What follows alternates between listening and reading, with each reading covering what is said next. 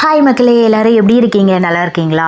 இன்றைக்கி நம்ம பாரம்பரியமான முறையில் நல்லா கமன்னு மணக்க மணக்க ரசித்து ருசித்து சாப்பிட்ற அளவுக்கு நாம் இப்போ செய்ய போகிற குழம்பு இருக்கும். நம்ம கிராமத்து ஸ்டைலில் மண் சட்டி பாறை மீன் குழம்பு எப்படி சுவையாக செய்கிறதுன்னு பார்க்கலாம் வாங்க. தேவையான பொருட்கள் பார்த்துடலாம். 1/2 kg பாறை மீன் எடுத்திருக்கேன். தேவையான அளவு உப்பு, பூண்டு, வெந்தயம், 3 பெரிய சைஸ் வெங்காயம் கட் பண்ணி எடுத்திருக்கேன். 5 தக்காளி கட் பண்ணி எடுத்திருக்கேன். இஞ்சி பூண்டு விழுது, எண்ணெய், கருவேப்பிலை, 3 பச்சை மிளகா, தேவையான அளவு புளி கரைசல். மண் சட்டி நல்லா சூடானதும் தேவையான அளவு எண்ணெய் ஊற்றிக்கலாம்.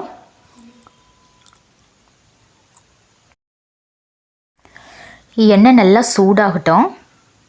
சூடானதும் கொஞ்சமாக வெந்தயம் சேர்த்துக்கிறேன். வெந்தயம் ரொம்ப செவக்க வேணாம், லைட்டாக செவந்தால் போதும்.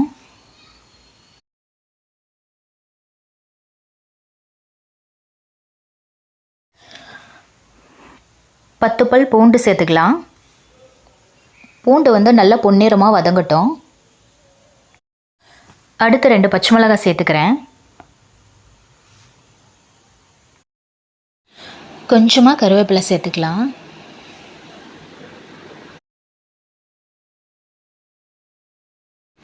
சேர்த்துட்டு அதை நல்லா வதக்கி விடுங்க.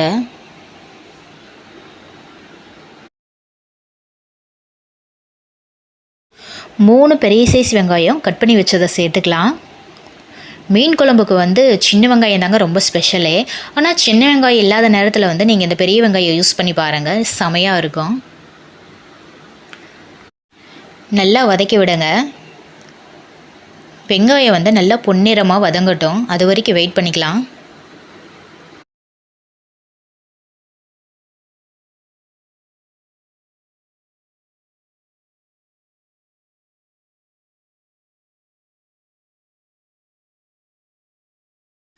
வெங்காயம் கொஞ்சம் சீக்கிரமே வதங்க கொஞ்சம் உப்பு சேர்த்துக்கலாம். சேர்த்துட்டு கொஞ்சம் நல்லா வதக்கிக்கலாம்.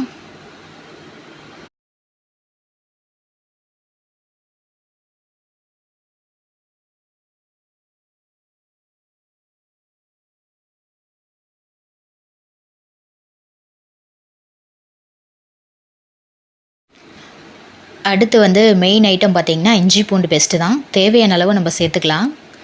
சேர்த்துட்டு அதை நல்லா வதக்கி விட்டுக்கோங்க. இஞ்சி பூண்டு பேஸ்ட்டு அந்த பச்சை வாசனை போகிற வரைக்கும் வதக்கிட்டு அடுத்து நான் 5 பெரிய சைஸ் தக்காளி கட் பண்ணி எடுத்திருக்கேன். அதை நான் சேர்த்துக்கிறேன்.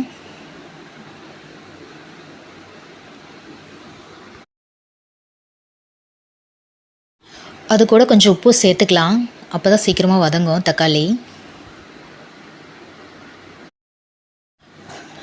ஓகே, இப்போ தக்காளி நல்லா வதங்கிருச்சு. அடுத்து நான் கொஞ்சமாக மஞ்சத்தூள் சேர்த்துக்கிறேன். இப்போ சக்தி மீன் குழம்பு மசாலா சேர்த்துக்கலாம். நான் என்னோடய சமையலில் யூஸ் பண்ணுற எல்லாமே சக்தி தாங்க யூஸ் பண்ணுவேன். இது தாங்க டேஸ்ட்டு சூப்பராகவும் இருக்கும். நீங்களும் வாங்கி யூஸ் பண்ணி பாருங்கள், செமையாக இருக்கும். சேர்த்துட்டு நல்லா வதக்கி விட்டுக்கலாம். நல்லா பச்சை வாசனை போகிற வரைக்கும் வதக்கி விடுங்க.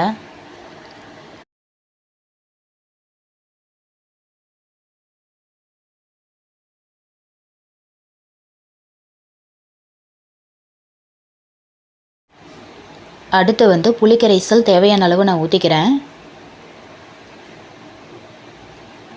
சேர்த்துட்டு அதை நல்லா கிளறி விட்டுக்கோங்க.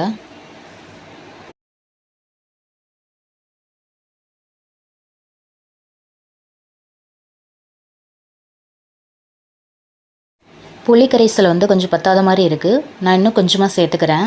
சேர்த்துட்டு அது நல்லா பச்சை வாசம் போகிற வரைக்கும் கொதிக்க விடுங்க.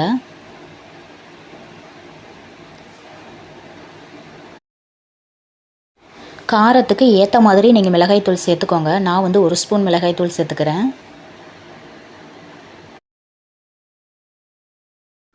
குழம்புக்கு தேவையான தண்ணி சேர்த்துக்கலாம். தேவையான அளவு நான் ஊற்றிக்கிட்டேன். ஊற்றிட்டு ஒரு 10 மினிட்ஸ் அது நல்லா கொதிக்கட்டும்.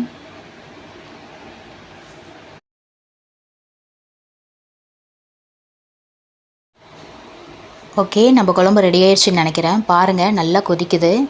நல்லா பச்சை வாசனை போயிடுச்சுன்னு நினைக்கிறேன். பாருங்கள், மேலே சுற்றியுமே எண்ணெய் பிரிஞ்சு வந்துருச்சு. இந்த ஸ்டேஜ் வந்தாலே நம்ம குழம்பு ரெடி ஆயிடுச்சுன்னு அர்த்தம். இப்போ வந்து நம்ம மீன் சேர்த்துக்கலாம். நான் வந்து ஒரு 1/2 kg எடுத்திருக்கேன். ஒரு சில பேர் வந்து மீன் போட்ட உடனே ஆஃப் பண்ணி மூடி வச்சுருவாங்க. நான் வந்து அந்த மாதிரி பண்ண மாட்டேன். அடுப்பை வந்து லோ ஃப்ளேம்லேயே வச்சுட்டு மீன் போட்டதுக்கப்புறம் ஒரு 10 மினிட்ஸ் வந்து அப்படியே விட்டுருவேன். அப்போ தான் அந்த மசாலாவுமே நம்ம போட்ட உப்பு எல்லாமே அதுக்குள்ளே இறங்கும். குழம்புமே டேஸ்ட்டாக இருக்கும். நீங்களும் இந்த மாதிரி செஞ்சு பாருங்கள், சூப்பராக இருக்கும்.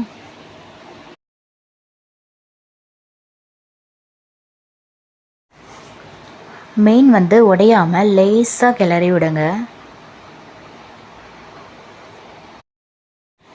இந்த வீடியோ வந்து உங்களுக்கு பிடிச்சிருக்குன்னு நினைக்கிறேன். நீங்களும் இந்த மாதிரி பண்ணி பார்த்துட்டு எப்படி இருக்குன்னு மறக்காமல் கமெண்ட் பண்ணுங்கள். லைக் பண்ணி சப்ஸ்கிரைப் பண்ணிக்கோங்க. இப்போ வந்து நான் உங்களுக்கு ஒரு பீஸ் எடுத்து காட்ட போகிறேன். பாருங்கள் எவ்வளோ அழகாக இருக்குன்னு. நல்லா வெந்துருச்சு. நம்மளோட மீன் குழம்பு ரெடி ஆயிருச்சு.